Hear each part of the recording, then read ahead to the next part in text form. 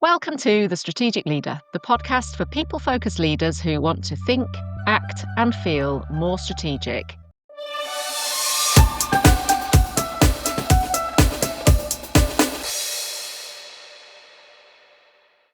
Hello and welcome back to The Strategic Leader with me, Fee Craig. And with me, Gemma Bullivant. And we are really delighted to be back with Series 5 of our podcast. Quite unbelievable that we've got to Series 5. And we have heard from so many of you in the gap between the podcasts and during Series 4, which has been so fascinating to hear what you value. And we know that you value some of the tips and ideas and models and ways of thinking, and the notion generally that this stuff is maybe not always quite as hard as it's made out to be. So that's what we're setting out to do in Series 5, is to just bring some really practical, down-to-earth, relatable stuff to you that you can make good use of as you build and move through your career. So how did we get to our theme, our idea for Series 5, Gem? Talk us through how we've pieced together what we're doing this time. As with most things, it evolved, didn't it? With some conversation, some exploring, some ideas, kicking some ideas around. And what we want to talk about is inspired by what we hear from you and also what our clients talk to us about on a pretty regular basis, which actually, when we think about it, is where this podcast came about in the first place, because we both of us talk to people who go, I want to be more strategic. My boss wants me to be more strategic. I know I need to be more strategic to move forward, but I don't know what that means. I don't know how to do that, and so on. And this series 5 is going to really focus on what it means and what it takes to be on the senior leadership team, at the table, in the exec team, and all the different ways to describe what that actually involves.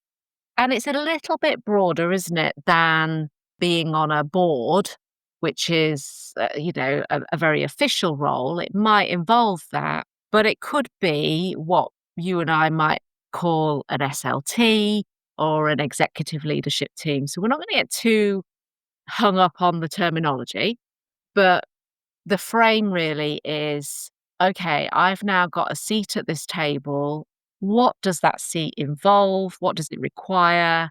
What does it look like and feel like? And we thought that was a sensible progression from what we've covered so far in series 1 to 4. I encourage you to go back and listen to if you haven't explored it, because there's loads and loads of useful stuff in there, and we'll draw on some of that as well. So I think this is less about strategies and ways of being strategic, and a little bit more about the roles in those senior roles around those senior tables. We are going to be talking to some of the people who occupy those roles. So we're going to have guests again this series. So we're going to have lots of tales. I'm thinking of this as tales from the boardroom, but as you say, it's not necessarily a board of directors. It's just tales from the big table, whatever that looks like. And so we're really hoping this is going to be useful to you. Maybe you are in one of those roles and you just want some solidarity with some other people who are in them, the highs and the lows and the tales of how they got there. Or if you're aiming for it, if it's a next step for you, or if it's just an ambition at some point, which is, how do I just move a bit closer to that table? We're hoping that there'll be lots of ideas in here for you.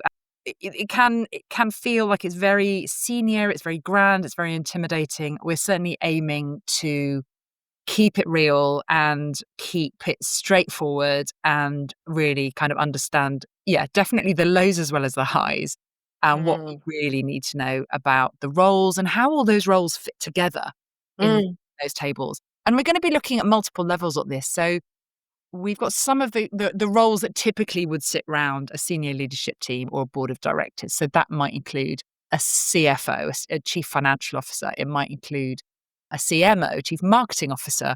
You may have a CPO, chief people officer, or head of people in some way.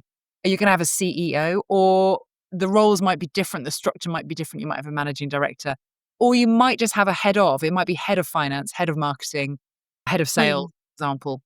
But when you've got a group of people coming together and each of them has got quite a distinct and different slice of pie from each other, and they're heading up a business function, and what happens when you put those roles together, and what happens when you put those human beings together, because there's more at work when you get around that table than just the functions talking to each other. You have the human beings talking to each other, and that adds a whole layer of complexity, which, we love, don't we, Jem? But we, as you said, we hear so many tales of difficulties and challenges and, whoa, what on earth is going on here from our clients. It's probably worth sharing some of that.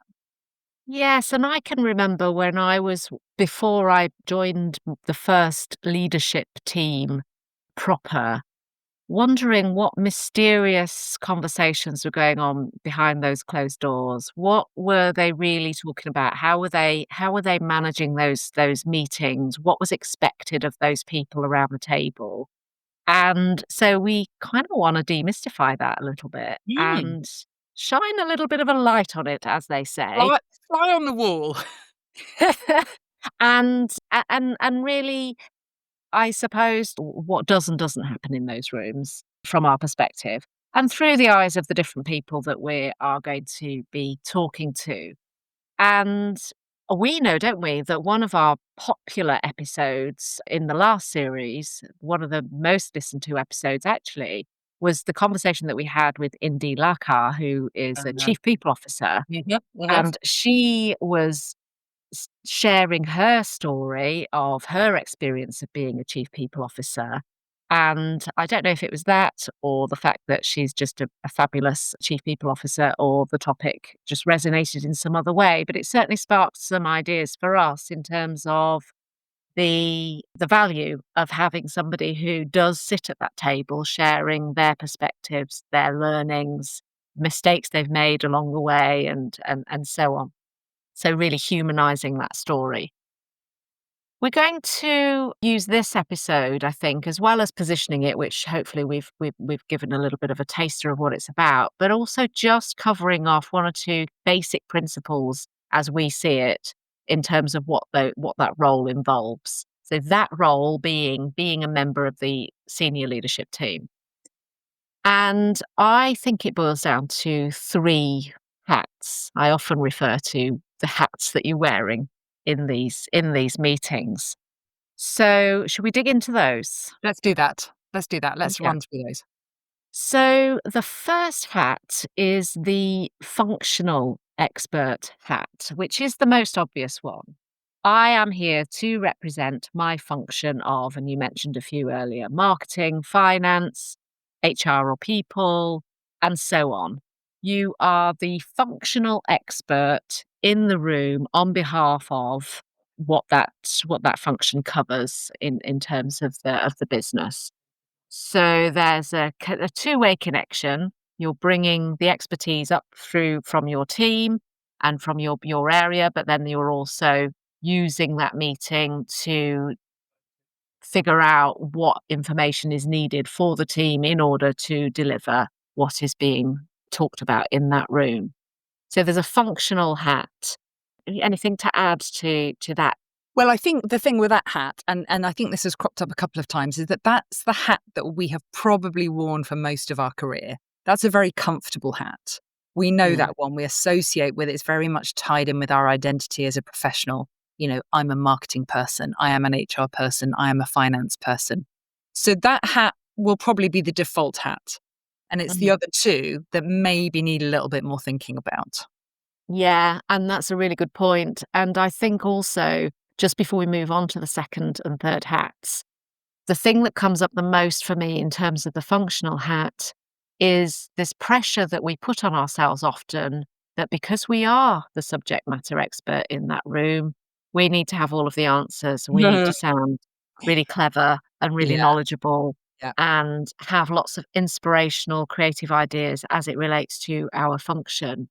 Or we're trying to sell an idea to the team that relates to our function, and we want to push that through, and almost sometimes might do that blinkered and without reference to the other two hats that we're about to refer to.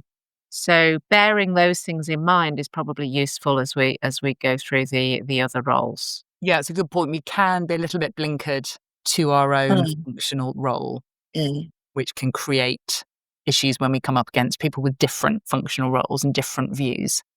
Yeah, and so it's both a comfort blanket, it's the thing that we know, it's the Yeah. thing we feel most comfortable in, but it can also feel quite pressured that Mm. we need to be the ones that have the answer, and what if they say something and I don't know the answer to that, and I should because it's my Yeah. area, those And we sorts of have things. and we've talked about that idea in you're much better at remembering episodes than me. We have talked about the idea of how do you bring curiosity to say, actually, it's not about being able to reel out the facts. It's about asking great questions and acknowledging when you don't know something. Say, well, I don't know that off the top of my head, but I know where to find it. So let me bring that back Yes. to the next meeting, and having confidence in the fact that your value doesn't come from having those facts and figures at your fingertips, but it Mm. comes from asking great questions and moving the conversation forward in a constructive way and knowing where to get that information. So we have talked about that in previous episode, which I cannot remember which one.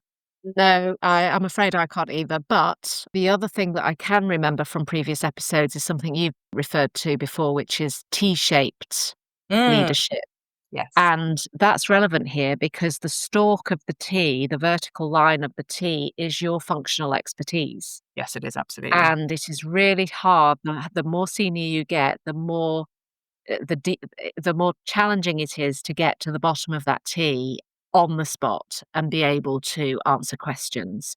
But yes, you are absolutely the person that needs to be able to pull on the bottom of that T, but you don't necessarily need to always have the answer on the tip of your tongue.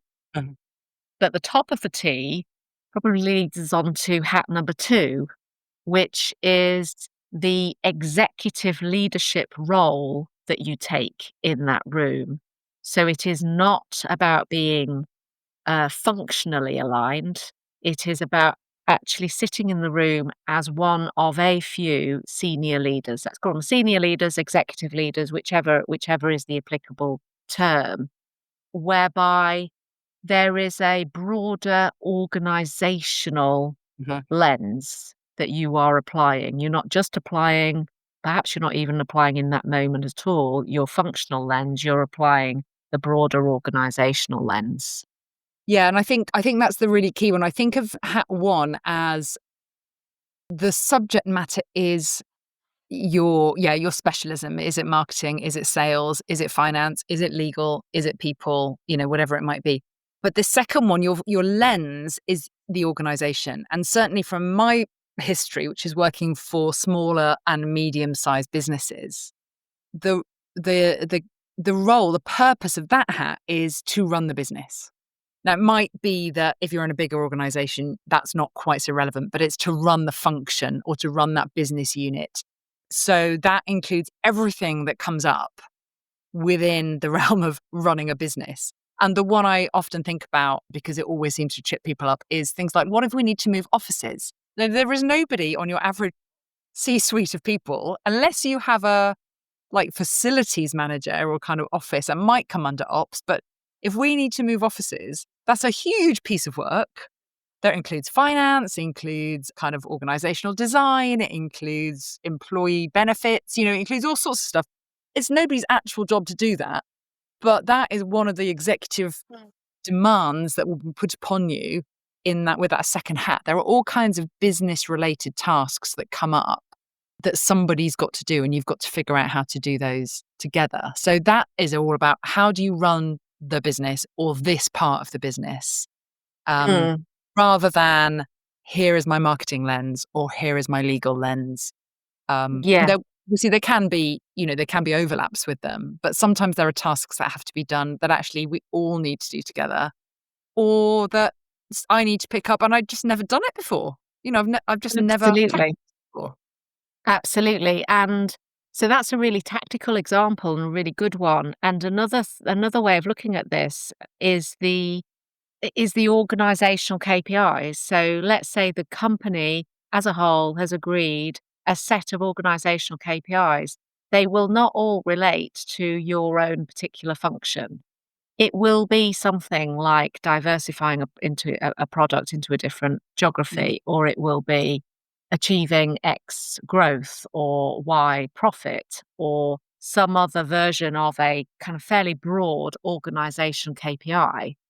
And when you're wearing your senior executive hat on, that is not necessarily functionally aligned per se, you are looking at that organizational KPI through the lens of everybody in the room. You're Uh-huh. looking at it from okay, so how as an organization can we achieve that growth? How as an organization will we be impacted by diversifying to that product or Mhm. achieving a different profit target, relocating or opening an office in a new location, Yeah. to use Well, your earlier some of those things that example. that sort of include everybody, if there is, if there's redundancies, I mean, usually that would come out of HR, but it would involve everybody. Or if you are doing some kind of organizational development or training or some kind of process improvement function, Mm, big organizations will probably have teams that are in charge of these, but smaller organizations just won't. And somebody's going to have to pick them up, and it may well be you. mm, And so I guess one of the big watch outs for that is to be really aware that that's a different hat, and it's not helpful to have your subject matter expert hat on when you're looking at those things, or at least mm, it may be, but let's not assume that it is. So mm. well, is it relevant to also have that hat on? Because it might not be. And it does require you to stretch in a way that maybe you haven't stretched throughout a big chunk of your career, because you've always been moving up the same ladder. And this now may require you to step sideways onto a different ladder. Yeah. And a big watch out from me really is not to fall into the trap of believing that particular organizational KPIs have nothing to do with me and my function. Yes. Because when you are wearing the executive hat, you are assuming accountability for all of the organization KPIs, not just ones that may appear to directly relate to your function alone. So, increasing revenue is not solely the chief revenue officer, sales director's responsibility. Everyone owns that KPI and all the variations of those KPIs. Because I think that's where you can then slip into switching out of what the re- what how to ladder up your own objectives for your functional area to those organization objectives. And we've talked, I think the very first series, we spent quite a lot of time talking about the importance of objectives laddering up to the overarching Yeah. organization objectives, didn't we? We did. And I think that's an example, that's the sort of bottom up, but when you're sitting in the room, you're actually all you're owning all of those objectives, as well as the functional objectives as they relate to the downstalk of your T as well. And it can be, thinking about objectives, it can be that's the point, that's the role, or where you realize that one team's objectives are actually in competition with another team's objectives. So, for example, if the sales team's objectives are simply to get as many calls through as Mm, possible, it's volume of calls might be their mm, KPI, and they're just going, right, just get the volume up, get the volume up. And then maybe IT is kind of going, actually, our objectives are to move people online, to get them off the phones and move them online because it's more cost effective. So you may have a set of objectives that are actually in competition with each other, which is like, well, we want as many calls as possible. And another team is saying, actually, we don't want the calls. We want some of those calls to go via the website. mm, And they can be in competition with each other. So, mhm, we need to be very aware of which hat have we got on. Am I just staunchly defending my subject area, or am I looking at that executive level about, well, mm, actually, the objective is not actually about number of calls, it's about number of sales. And so how do mm, we bring those two teams together in pursuit of what the organization needs, which is, in this instance, greater sales, not the number of calls. So mm. there can be some clashes and some competition at that level, which we've got to look out for. Absolutely, and, when it's done right, it's healthy conflict, it's healthy challenge, it's healthy discussion. There's a healthy tension often between cost effective and cost center style functions like HR, like finance, with the revenue generating functions, and keeping that tension in a good balanced place that's healthy, where there's good debate about what things are costing versus how much that might then generate for the business is they're the sorts of conversations that need to be had in this particular team environment. And so you are drawing on both of your hats. You're drawing on your functional hat, but you're also drawing on your wider executive hat. So we're going to dive into a little bit of that in the series as well, aren't we? Just to Oh, yeah. see things from different perspectives. In fact, does Um, that give us hat 3, really? That's a nice segue into hat 3, isn't it? I think that is a nice segue into hat three. That idea of conflict being Yeah. healthy. How do you make conflict healthy? Which again, we've talked about a little bit, but it comes down to behaviors, Mm, and that leads us to, like, our other role in the team, which is a bit less tangible, but fascinating nonetheless and really impactful, which is what's your role as a personality or as a, what do you bring to the team as a person? And you can think about this in terms of any group that you're in, even your family. We have mm, kind of roles or archetypes that we occupy, whether we like it or not. Sometimes it's the same role in all the different groups and teams we're in, and sometimes it's different. So we refer to, the black sheep of the family or the joker in the team, or, the tour mum was always a role that we had. If you to go back to dig out a bit of our history gem, the years post university when we were part of a gang of mates, and also flipping hell, how did we ever organize anything without WhatsApp? I mean, this was in the days before group chats, but oh, somebody was surely not. Only a few years ago, Pete. they would manage to marshal 15, 17 people to meet at an airport and go on holiday somehow or other. They would have the skills, and that would be like the tour mum kind of roles. They would always know where we were going. They would Yeah. always know what flight number was. They would always know who had paid. That's a kind of very much informal role that comes from your behaviors. You'd have somebody that would always keep the mood light when things were going wrong, is a group of behaviors.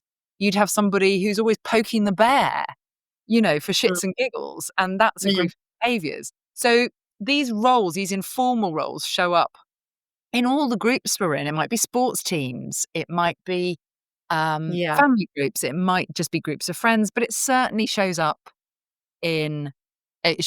round a table, be that a boardroom or a leadership table, those informal behavior-based roles and how those bounce off each other and interact with each other. Yeah. Kind of the third hat that we'll be talking about as the series goes on. Yeah, and we're not suggesting here that we should all attempt to adopt a specific role and therefore be, the team then functions and we need to figure out what our role is. What we're saying here is that it is very easy to forget some of the basic principles that we're quite familiar with, further deeper into the hierarchy of team dynamics. And nowhere are team dynamics more crucial that I would suggest than at the senior level, because at the end of the day, the decisions that are taken around the senior table are so impactful and influential on other people. The ripple effect of decisions that are taken at the leadership table are quite substantial. And if there is an unhealthy team dynamic or Yeah. a less than ideal or less than effective team dynamic, then that can be really problematic. So, in addition to having our functional expert hat and our executive leader hat, we need to be aware of the impact and influence of the behavioral and team dynamics that happen within that room and how to navigate those. And one of the reasons I think this is especially important to quite a lot of our listeners, because we do know that a lot of our listeners are from the HR Yeah. people profession, or really people focused leaders who have to be very interested in behaviors and psychology and engagement and motivation and so on. And so whether you are formally the HR person or whether you tend to adopt that role, what can happen is you notice when team dynamics aren't great and actively want to do something about it, or you are asked to do something about it because that's where the responsibility kind of naturally plays to your strengths. And that's quite tricky as well when you're part of that team. So there's lots to explore in terms of that. So we're going to dedicate at least one episode, I would say, to behavioural and team dynamics as it Yeah. relates to the exec level. I mean, and another thing, you made the point that the decisions coming out of the top teams are critically important for the whole business generally, which is absolutely true. The other thing I would add to that is a team meeting at this level is an expensive meeting. You know, how much are these people's time worth? So if you've got an hour of people sitting around functioning suboptimally in terms of the efficiency of the discussion, Yeah. the decision making, the debate, the idea generation, all of those things, if we're not able to do that smoothly and really, really well, then it's costing money. It's costing the organization Yes. money. So, that's another really critical reason why team dynamics and behaviors in those conversations and in those meetings are really critical, as well as the level of expertise and the level of kind of executive awareness and ability around the table as well. Three different hats there. You may need to wear 2 or maybe even 3 of them at the same time. Mm. But it's about just being aware of which one is needed when, which one would it be most useful for me to have on? Have I got the wrong one on? And, how can I just think about these things to bring a level of awareness to what you are doing or what you are hoping to be doing during the course of your career? We're talking very much in terms of top teams. There's still, a lot of this stuff applies in any group that you're in anyway. So there's still a lot to be gleaned, even if you're not close to that top team type of level yet. Absolutely. I mean, I would say that the moment you become a manager, you're wearing a couple of hats, aren't you? Because you're still usually doing something that is functionally deliverable, but you are also responsible for managing others and wearing those hats. So the concept of wearing different hats is no different, and it's just about taking that through to the senior team and exploring that in that way. I'm looking So forward we to it. I'm looking forward to it immensely. I can't wait to meet some of our guests and learn from them and learn about them and just talk about all of this stuff in a bit more detail. So we are very much looking forward to you joining us. And as ever, we love to hear from you. You can contact either of us on LinkedIn. We love to hear what you valued and what you want to know, what your questions are, where it's useful, anything that we can do to shape the future series around what you want. We really love to hear from you. Thanks everyone for tuning in. Talk to you again soon. Bye. Thanks for listening to this episode of The Strategic Leader. We'd love it if you could subscribe or maybe share with a colleague or just leave us a quick review. And if you have a big, hairy question you'd like us to explore, or perhaps a strategic dilemma you're wrestling with, just drop us a line, gemma@gemmabullivant.co.uk. And remember, having a strategic viewpoint doesn't necessarily mean having all the answers. It's more about asking better questions, broadening your view, and staying curious. We'll see you next time.